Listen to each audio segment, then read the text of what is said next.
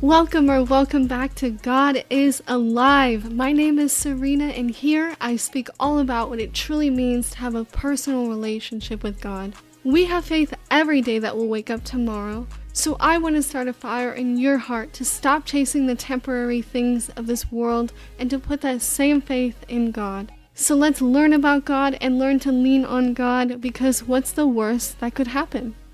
Welcome back to God is Alive. My name is Serena, and today I'll be speaking about control is limited, trust is infinite. We know that we can't control a lot of things, especially not everything, but we still try our best to control a lot of things. And we all want control, let's be honest. We try to control our circumstances, where we're going to be in the future, plan our best, worry. We try to control what we look like, manipulate our hair, manipulate our clothes. We try to control what we eat and what we do to our bodies. We want this, so we try to control our circumstances to make it happen, even though we're limited. And if we can't control it, we get dissatisfied, we get discontent and irritated, sometimes angry and jealous over these things. Like, as a girl, it's natural to be like, man, I don't have this girl's complexion, her perfect skin, her nails, her clothes, blah, blah, blah. And we try to manipulate ourselves to try to fit this image. And we can't, no matter how hard we try. Or maybe it's circumstances, it's like, this guy got the promotion that I deserved.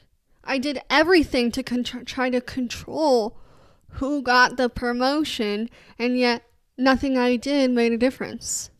But yeah, just because you worked really, really hard to try to get that promotion, you can't control who does. So it can be discouraging to try to control things that we have no control over. Even though we want this or we want that, we're limited. And it's this desire for control that brings us dissatisfaction. And it's hard for us to accept it. It's like, I will never look like this person. I will never be in that person's shoes. I will never get that promotion. I don't know. But you know what it is for you. And ultimately, this desire for control is just us wrestling with God. Because who has full control over everything? God. And so if God has full control over everything, and we want to be able to control a lot of things that we can't, it's ultimately us trying to be like God. And we wrestle with God more than you would think. Just by complaining, you are wrestling with God, creating enmity between you and God. Just by saying you want a different circumstances, or you want this, or you're dissatisfied with what you have, is wrestling with God. And many times we don't even realize how just subtly we are damaging our relationship with God. And it's not just our relationship with God, it's our relationship with ourselves. Because when we can't control something, we have a tendency to start blaming something, anything. We take our feelings out on things instead of addressing the root problem. So like in the promotion example, man, I worked so hard and I didn't get the promotion and Johnny did. You start to hate Johnny. It's like, I'm so sorry if her name is Johnny, but this girl always seems to have her life all together. I want to be able to have my life all together just like this person. And I start to hate that person. Or I start to hate myself for not being more like that person. And so it causes this negative cycle. And it's going to continue to go on unless we address that root cause, which is trying to control things we cannot. And so if you really think about it, there is not much we actually can control. Sometimes we can't even control our own thoughts. Those tempting thoughts that come in and tell you to go sin or whatever, that'll make you feel better. It doesn't. It's a lie. If I could get rid of it, I would. But it's not that easy. We can't even control the fact that we are alive right now. We had no control over that. We did not choose to be here. We cannot control the prices going up and the economic fluctuations. And it's exhausting just thinking about all of the things that we can't control. And it's only exhausting because we want to control it and we can't. It's exhausting because it's exhausting thinking so much about the things that we wish we could control but can't, and trying to. It's just a waste of our precious time and energy. And we try to tell ourselves, well, if only I could just do this, and if only I could just be here or be in this stage in my life, it will get better, right? I'll feel better. I'll be better. Once I get here, somewhere in the future, it'll change. And it's not going to change if we continue doing the same things. And speaking from experience, I burnt myself out trying to make things better because I'm trying to control things I can't. And it's ironic that the only way we can truly find contentment, the only way we are truly satisfied, is when we give up trying to control. The most peace and joy comes when we let go and we realize we're not the boss. We're not in control, and we stop fighting him for it. When we start realizing that we're not even the boss of our own life. We have no say over when we come into this world, when we leave. I mean, unless you're my father, which I don't know if my father did take his own life. So he did have control over whether or not. But you get what I'm saying. Actually, my father is a great example. He was so tired of not having control. He left. He said, bye-bye. He really wanted two things. It was a woman to love him unconditionally, and it was money to be comfortable. And he never achieved those two things. And the day he realized he would never truly achieve those two things, he was done. And something I had to realize and understand was, even when you get the thing that you were chasing, boom, you're on to another thing. You're on to chasing something else. We are never truly satisfied in ourselves because we are not in control. But we can know the one who is. And the only way to be truly satisfied and content is to give him the control, is to let go of that control and give it to him. And say, you know what, God? I don't know why you made me like this. I don't know why you put me here. I know I want this, and that, but I'm exhausted trying to get this, and that. And when we finally stop chasing our this, and that's, we can finally feel real peace and joy. Like, I'm telling you, okay, let me come up with a car analogy, because everything can be a car analogy if you try hard enough. I learned that from my dad too.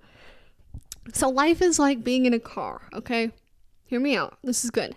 And we don't know where we're going. The land ahead is undiscovered, no GPS, no phone. And it's daunting. No roads. Yet we have cars. Just hear me out. And in this car, we are sitting in the passenger seat. And God is in the driver's seat. And we want so badly to sit in that driver's seat and to decide where we are going and how to get there and which route to take. But the truth is, we are in the passenger seat. And so what starts to happen? We're like, no, Jesus, let's go this way, let's go that way. And we start to put our hand on the steering wheel and we start to go this way and that way. And we might even be going around and around and around in circles. We don't know. We're just fighting it. We're fighting it. Although we can't control the gas, we can try to steer a different way. Except trying to grasp that steering wheel from the passenger seat isn't going to do much. You still don't have full control over the car. You still don't have full control over the gas pedal and the brakes and the reverse and the speed. Actually, it would have been better if I said, you're in unfamiliar territory. You don't know where you're going as the passenger in the car, but the driver does. You are in the driver's city. You're in the driver's town. That driver, which is God, Jesus, he knows exactly where he's going. And by us trying to grab that steering wheel and go this way and go that way, all we're doing is wasting time and energy. If only we would just take our hand off the steering wheel and let him drive. And we don't want to do that. And sometimes we are like, yeah, God, I give you control. And he's like, your hand is still on the steering wheel. Get your hand off the steering wheel. I'm not worrying, God, I'm not worrying. Get your hand off the steering wheel. That's what he would be saying. And God is trying so hard to teach us to be patient, to trust him. And although we fight him for that control, and we can spend our whole life fighting for the driver's seat, feeling disappointed when our efforts go wasted. But I promise you, with all of my heart, if you keep messing with that steering wheel, going left, going right, going around and around in circles, all you're going to do is delay the ride. And that destination is pretty great. And that ride can be really smooth, so easy, like butter. And there's a verse in the Bible that talks about our life can be like a highway if we just take our hand off the steering wheel. If we give him the control, it'll become so much easier for us. We can just sit back, close our eyes, enjoy the ride, and just rest assured that our driver knows where we're going and is going to keep us safe. The 12 disciples knew this better than I ever could.